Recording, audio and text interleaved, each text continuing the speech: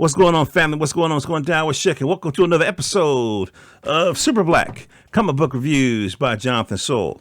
Now, I have a groovy concept video for y'all this evening, afternoon, daytime, nighttime, twilight. And it was inspired by one of my my YouTube family. The YouTube is Shaq is the commenter name. And he mentioned, she mentioned, because you're not going to tell with the comments, mentioned that they watched The Witcher.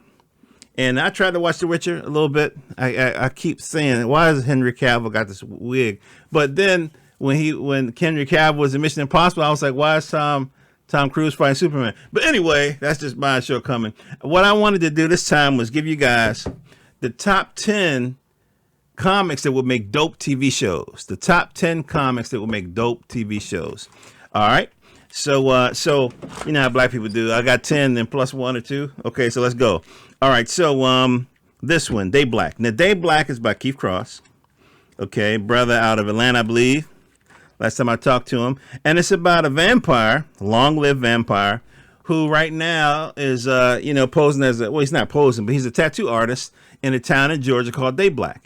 And so when I thought about this, I was like, this would make dope live action in a similar vein as Californication. Now, Californication is a comedy, dark comedy drama with David Duchovny, who, you remember the guy who used to play X-Files, Mulder on X-Files? Well, he did this thing called Californication, one of my favorite shows. And basically, it's about a writer who had a hit novel. It was #1, and it got a movie, and the movie was fantastic. And now he can't, he's having trouble writing anymore. And his wife left him because he's a whoremonger, basically. He's fucking everybody, all the women or whatever. And he's just kind of, instead of drinking himself to death, he's like screwing himself to death. And he got this really groovy old Porsche. Now you say, what do I got to do with vampires? It doesn't have shit to do with vampires, but it's a very dark comedy with a lot of interpersonal drama. I mean, have y'all ever seen Nollywood? Nollywood has a lot of interpersonal drama. And so it's like, so I see this book like that. A lot of interpersonal drama, except you're going to have vampires, you're going to have vampire hunters, and I don't know what other, creatures you got in the Day Black universe, and flashbacks, of course. So I think it'll be like that. I think that'll be badass. All right, next one. This one has to be live action with old school 1970s Croft Superstar special effects. What does that mean? That means cats in suits. So this is Malice in Neverland by Micheline Hess. Okay, little girl cleans out the oven, ends up in this world populated by these lizard alligator people, something like that, dragons, I don't know. And so anyway, so she ends up with these people. Now, to me, I would like to see actors in the costumes like Power Rangers. I used to watch Power Rangers with my son back in the day. And, when they turn big, you got the guy and I think it'll be dope. Because CGI, to me, sometimes can take away from something. Like if something's kind of absurd, like a little girl finding a tunnel in the oven and going to a different world, that's kind of absurd. And so I think that the practical effects is like the running part of the joke kind of a thing. And plus it's kids, you know what I mean? The kids notice a person in a costume. I think it'll be more effective than the CGI shit. Because the actors be looking off in the wrong way. And because they got to imagine. I just think it'll be better. So Malice in Neverland, live action but practical effects. All right. Niobe from Stranger Comics. Okay, Sebastian Jones in them. Now, I know that they have I think Sebastian or one of his writers has a deal with either Showtime or HBO to write some content for him. But Niobe, I kind of think Niobe would be boss as a live action on the Lord of the Rings tip. I was thinking about the other series who just ended where everybody was pissed off with the dragons and everything. But if I mention that, you're going to get a sexual connotation, and I'm not talking that. So I would say Lord of the Ringsy. So the gist is this is the daughter of a king. I think she's half elf, half human or something like that. and she's running away from her destiny, kind of thing, trying to find her. You know, it's like a self-discovery type vibration. And then she meets other people on a similar journey. That's my interpretation of it. And so with, you know, orcs and wizards and other elves and Indian and African type people and everything like that, I think it'll be a beautiful kind of live action with some CGI in it. So they might be sitting in a prairie or something, and you know the background is CGI. And I kind of see it as a TV series that we could tune in every week kind of thing. I think it would be dope. And again, it would have a lot of drama as much as it would the special effects. All right? Okay. Now, Purge. Purge is something I think would have to be a movie first. Purge, my interpretation, his suit is kind of like, it's similar to the Guardian in Alpha Flight. I don't know if y'all are familiar with Marvel Comics, Alpha Flight, Canadian people or whatever. But, you know, it's a thin suit, but it has a lot of machines in it or whatever. Now, this guy, he has some, I guess, mechanical-like superpowers or whatever. But, you know, it's some drama with him because he was kidnapped as a kid and abused and experimented on. So it could be, you know, once they you know, do the origin story with the movie, then you could have a, you know, a kind of a TV series kind of like it. Now, I don't watch Shield or anything like that, but I think it could be like that. I think the special effects are probably on that level now. So I would say, and the other thing I would do is I would have something special, some kind of graphic or call in the show where they would point out different little Easter eggs. I don't know if y'all can see that, but that's like the executive order 11110. You have to look that up. But anyway, so yeah, I think this would be great as a movie first, live action, and then a live action TV series. All right. This one, I think would be good as a cartoon. Okay, as an animated feature, time traveling. Basically, with retcon, there was a back in the day there was an arms race, but instead of nukes, there was time travel. Okay. And so this particular group is trying to go back in time and wipe out some atrocious people. And so I guess the other countries are doing the same thing. So to me, that would make a dope cartoon, but it would be more mature, you know, like not Cowboy Bebop type mature, but Ghost in the Shell type mature. You know what I mean? I don't know if you ever seen Ghost in the Shell, but it's as much politics as it is Bangs That Pow. And so I kind of see it because to me, this has a lot of political implications. So maybe, let's say America might want to take out Hitler, but Africa might want to take out, you know, George Washington. You know what I'm saying? You know, kind of a thing. Because, you know what I mean? You know, but at least African American anyway. You know, kind of a thing. So I think the political intrigue is there. And I think you'll make a good, more mature animated. All right? Okay. Now, this one, The Samaritan. Easy. I see this as a live action type joint. And so basically, for y'all that don't know, The Samaritan is a wandering Superman. He looks kind of homeless. Not homeless per se, but, you know, he moves into, you know, little, you know, motels or, you know, like cheap apartments, stays, helps people. If y'all remember the Incredible Hulk TV show back in the 80s, it was the 80s, right? Yeah, the 80s, where he would travel around, country hitchhike, and kind of help people. It's kind of like that. So it has to be live action. The special effects don't got to be heavy. You know, I guess Smallville type heavy would be okay. You know, you hit somebody and they fly through the window or whatever. Something like that I think would be boss. But definitely is a moral tale, and I think that would be kind of dope. All right? Okay. Now, Tuskegee Air. Tuskegee Air is definitely something I was kind of torn about because obviously I want to see the cartoon. But I was thinking how dope would it be to have kids climbing into these fighter jets, real live children, actors, and then, you know, so it could be a kind of, and I think I mentioned like a Power Ranger. It could be kind of a Power Ranger kind of vibration where, you know, it wouldn't be like really, you know, heavy ships at an airport or whatever, at an airfield. But, you know, I think that some of this is kind of over the top.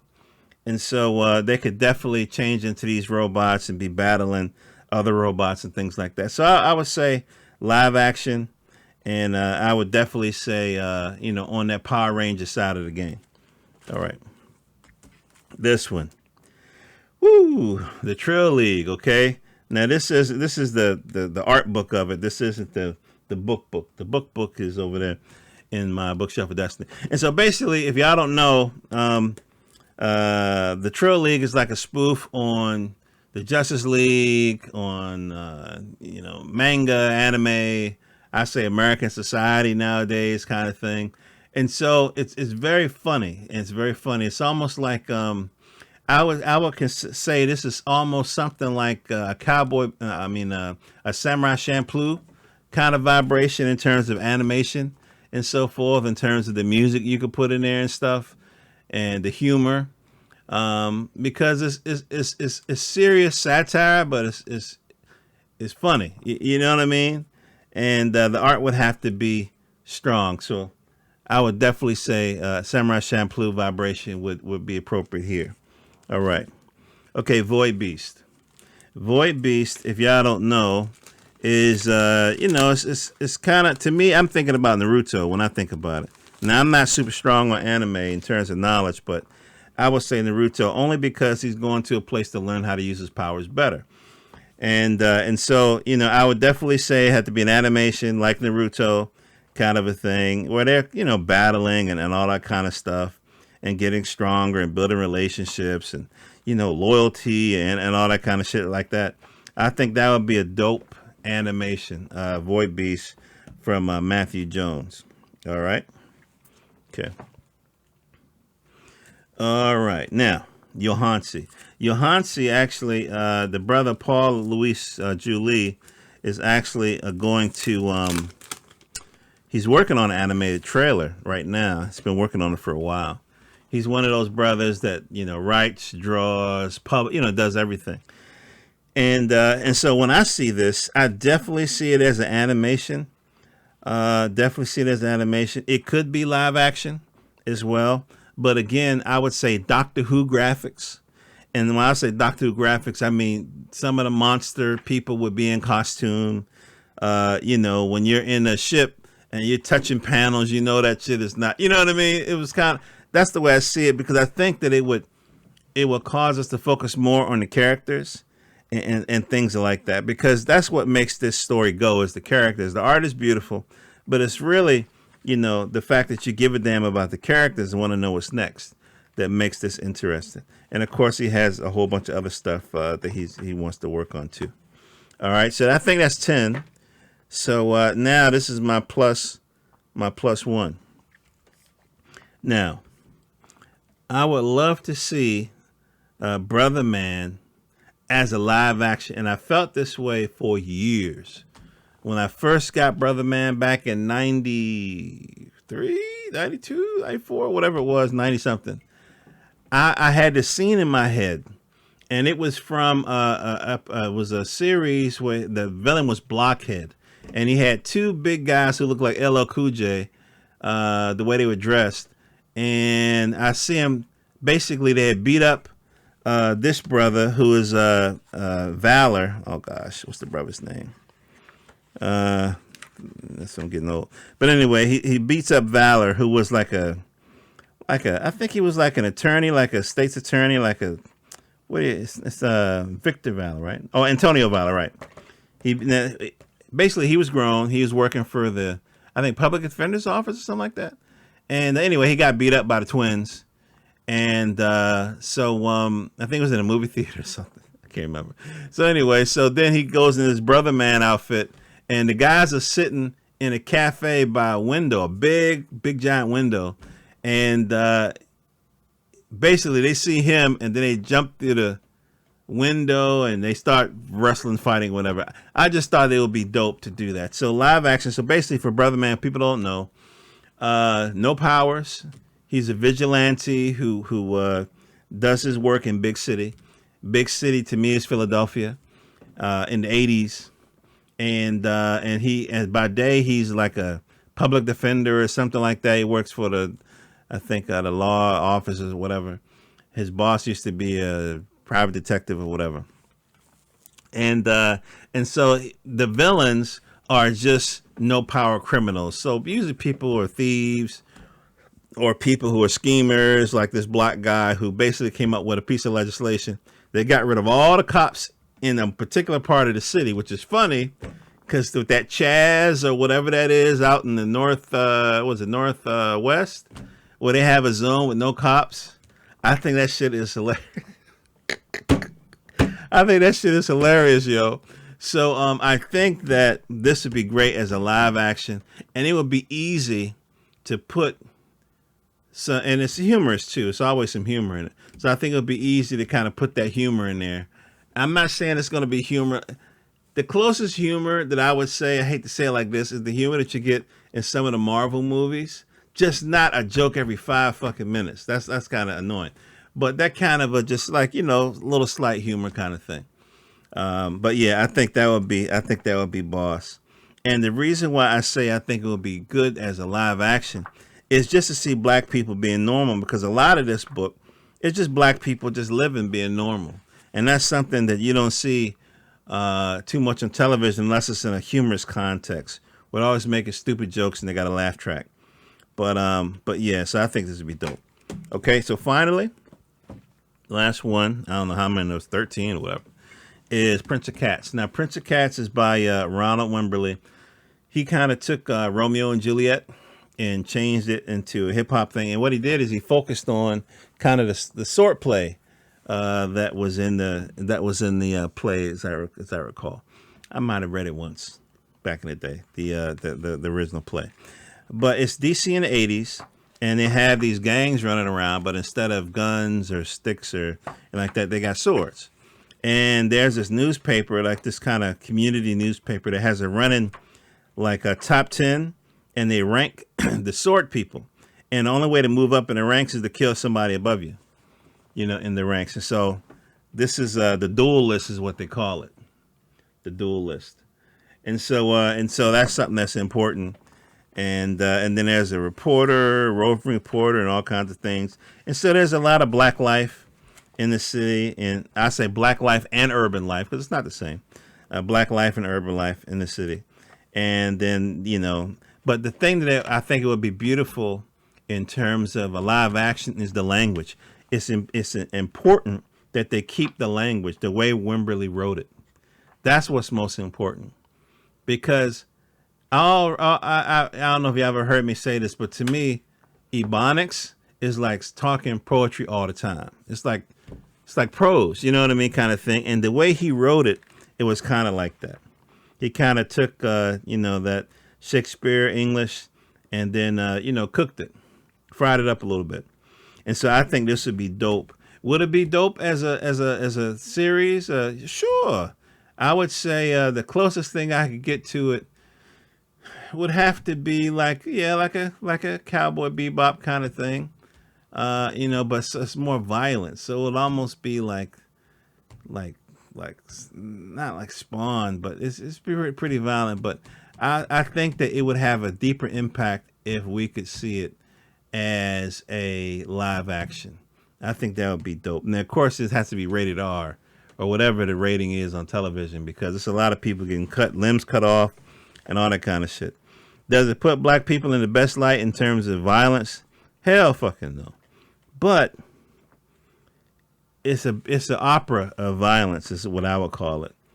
And I think there's a place in the world for operas like this.